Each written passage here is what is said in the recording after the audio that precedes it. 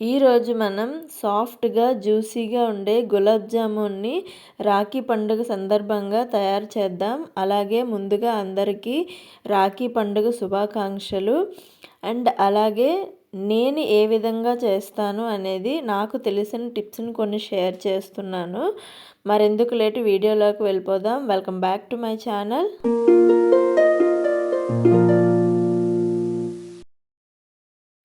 ఒక mixing bowl తీసుకొని అందులో 1½ కప్ గులాబ్ జామున్ మిక్స్ పౌడర్ని యాడ్ చేసుకున్నాను.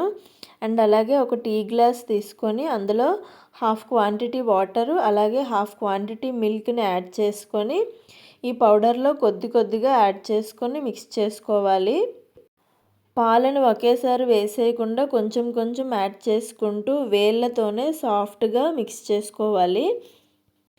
ఈ పిండి మిక్స్ చేసేటప్పుడు ఎక్కువగా ప్రెషర్ ఇవ్వాల్సిన అవసరం లేదు. కొంచెం సాఫ్ట్గానే కలిపి పెట్టుకోవాలి. ఈ విధంగా మిక్స్ చేసుకున్నాక ఇందులో కొంచెం నెయ్యిని వేసి మరొక్కసారి కలుపుకొని ఒక 10 మినిట్స్ పాటు మూత పెట్టి పక్కన పెట్టుకోవాలి.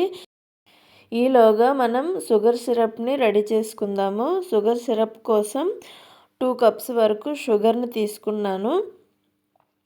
అలాగే 1½ కప్ వరకు వాటర్ని యాడ్ చేసుకున్నాను. ఇక్కడ మీరు 2 కప్స్ షుగర్కి 2 కప్స్ వాటర్ యాడ్ చేసుకోవచ్చు. కాకపోతే 1½ కప్ అనేది సరిపోతుంది. ఇది మనకి పాకం అనేది రానవసరం లేదు. జస్ట్ మనకి వేళ్ళ మధ్యలో స్టిక్కీగా వస్తే సరిపోతుంది. అడుగు అనేది పట్టకుండా మధ్య మధ్యలో కలుపుకుంటూ బాయిల్ చేసుకోవాలి. అలాగే మనం పాకాన్ని ఎక్కువసేపు మరిగించినా సరే థిక్నెస్ అనేది పాకానికి వచ్చేసి మనకి గులాబ్ జామున్లోనికి సిరప్ అనేది అబ్జర్వ్ చేసుకోదు. ఆల్మోస్ట్ ఇక్కడ బాయిల్ అయిపోయింది. ఇప్పుడు ఇందులోని కుంకుమ పువ్వు అలాగే కొంచెం ఇలాచీ పొడి అలాగే ఒక హాఫ్ చెక్క వరకు నిమ్మరసాన్ని కూడా వేసుకొని ఒక్కసారి కలుపుకొని స్టవ్ ఆఫ్ చేసి పక్కన పెట్టుకోవాలి. ఈ పాకాన్ని చల్లారకుండా మూత పెట్టుకోవాలి. గోరువెచ్చగా ఉంటే సరిపోతుంది. ఇప్పుడు మనం 10 మినిట్స్ పాటు పక్కన పెట్టుకున్నాం కదా, పిండిని మరొక 5 మినిట్స్ పాటు సాఫ్ట్గా వేళ్ళతోనే కలుపుకోవాలి. చూసారు కదా, ఆ విధంగా రావాలి. ఇప్పుడు మనం బాల్స్ లాగా చేసుకుందాము. క్రాక్స్ అనేవి రాకుండా ఉండాలంటే చేతికి నెయ్యిని అప్లై చేసుకొని కొంచెం తీసుకున్నాను పిండిని. ఇక్కడ చూసారు కదా, 2 చేతుల మధ్యలో లైట్గా ప్రెజర్ ఇస్తూ రౌండ్ బాల్స్ లాగా చేసుకోవాలి. ఎక్కువ ప్రెజర్ ఇవ్వాల్సిన అవసరం లేదు. చాలా లైట్గా ప్రెజర్ ఇవ్వాలి. ఈ విధంగా మొత్తాన్ని చిన్న చిన్న బాల్స్ లాగా రెడీ చేసి పెట్టుకున్నాను. నేనైతే ఇక్కడ మీడియం సైజ్ చేసుకున్నాను.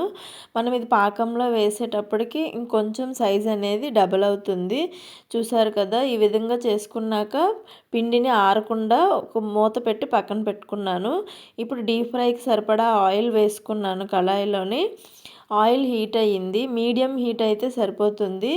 ఈ విధంగా ఒక్కొక్క బాల్ని వేసుకుంటూ వాటంతట అవి పైకి వచ్చేంత వరకు డిస్టర్బ్ చేయకండి. చూసారు కదా, ఈ విధంగా పైకి వస్తాయి వాటంతట అవే. ఇప్పుడు దీనిని మనం మీడియం టు లో ఫ్లేమ్లో మాత్రమే ఫ్రై చేసుకోవాలి. ఆయిల్ అనేది ఎక్కువ హీట్గా ఉన్నా సరే మనకి తొందరగా పైన కలర్ అనేది వచ్చేస్తుంది. లోపల అనేది సరిగ్గా కుక్ అవ్వదు. మనం ఏదైనా ఇలాంటి గరిటె తీసుకొని పైన ఇలా రౌండ్గా తిప్పుతూ ఉంటే అన్నీ ఈక్వల్గా ఫ్రై అవుతాయి, ఒకే కలర్లోకి వస్తాయి. లేదంటే పైన కొంచెం కలర్ రావడం లోపల రాకపోవడం అట్లా ఉంటుంది. చూసారు కదా, ఈ విధంగా కలర్ వచ్చిన తర్వాత తీసి డైరెక్ట్గా వేడిగా ఉన్నప్పుడే మనం గోరువెచ్చగా ఉన్న పాకంలో వేసుకోవాలి. ఒకవేళ పాకం అనేది చల్లగా అయిపోయినట్లయితే కొంచెం వేడి చేసుకొని వేసుకోండి. అదేవిధంగా నెక్స్ట్ బ్యాచ్ వేసేటప్పుడు ఏంటంటే ఒకసారి ఆయిల్ అనేది మళ్ళీ చల్లగా అయిన తర్వాత మీడియం హీట్లోకి మళ్ళీ వచ్చిన తర్వాత నెక్స్ట్ బ్యాచ్ అనేది ఈ విధంగా ఫ్రై చేసుకోవాలి. చూసారు కదా, అన్నీ కూడా ఈవెన్గా ఫ్రై అయ్యాయి. ఇక్కడ ఇంకో టిప్ ఏంటంటే పాకం అనేది గోరువెచ్చగా ఉండాలి. గులాబ్ జామున్ కూడా మనం తీసిన వెంటనే వేడిగా ఉన్నప్పుడే పాకంలోని వేసేయాలి. అప్పుడు పాకాన్ని బాగా అబ్జర్వ్ చేసుకుంటాయి. పాకంలో వేసిన తర్వాత ఒక 2 అవర్స్ పాటు వదిలేస్తే పాకాన్ని చక్కగా పీల్చుకుంటాయి. చూసారు కదా, ఈవెన్గా అన్నీ కూడా ఫ్రై అయ్యాయి. అలాగే పాకాన్ని కూడా చక్కగా పీల్చుకున్నాయి. సాఫ్ట్‌గా, జ్యూసీగా ఉండే గులాబ్ జామున్ని సింపుల్‌గా ఇంట్లోనే మనం తయారు చేసుకోవచ్చు. చూసారు కదా! గులాబ్ జామున్ అనేది ఎంత సాఫ్ట్‌గా, జ్యూసీగా వచ్చిందో. ఒక్కసారి మీరు కూడా ట్రై చేసి ఎలా వచ్చిందో కామెంట్‌లో చెప్పండి. అండ్ అలాగే వీడియో గనుక మీకు నచ్చినట్లయితే please do like, share, subscribe to my channel. Thanks for watching.